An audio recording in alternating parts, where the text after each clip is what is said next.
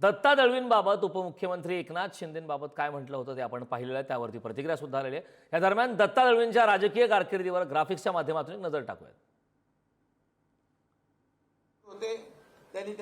त्यांना या मुंबई महापालिकेचा अनुभव आहे।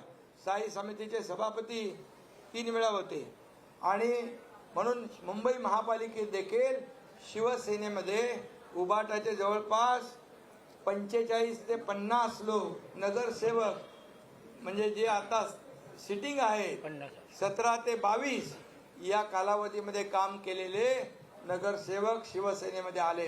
इतर पक्षाचे आणखी लोक आले, जवळपास 70 लोक आज विद्यमान नगरसेवक 17 ते 22 म्हणजे 22 नंतर निवडणुका झाल्या नाही, त्यामुळे विद्यमान नगरसेवक शिवसेनेमध्ये आले। दरम्यान दत्ता दळवी यांच्या राजकीय कारकिर्दीवर ग्राफिक्सच्या माध्यमातून एक नजर टाकूया। शिवसेनेचे धाडसी आक्रमक नेते अशी दत्ता दळवी यांची ओळख आहे। शिवसैनिक ते महापौर असा राजकीय प्रवास राहिलेला आहे। 2005 ते 2007 या कालावधीत मुंबईचे ते महापौर होते। शिवसेनेत विभाग प्रमुख उपनेतेपद सुद्धा त्यांनी भूषवले। शिवसेना फुटीनंतर उद्धव ठाकरेंसोबत राहण्याचा त्यांनी निर्णय घेतला होता।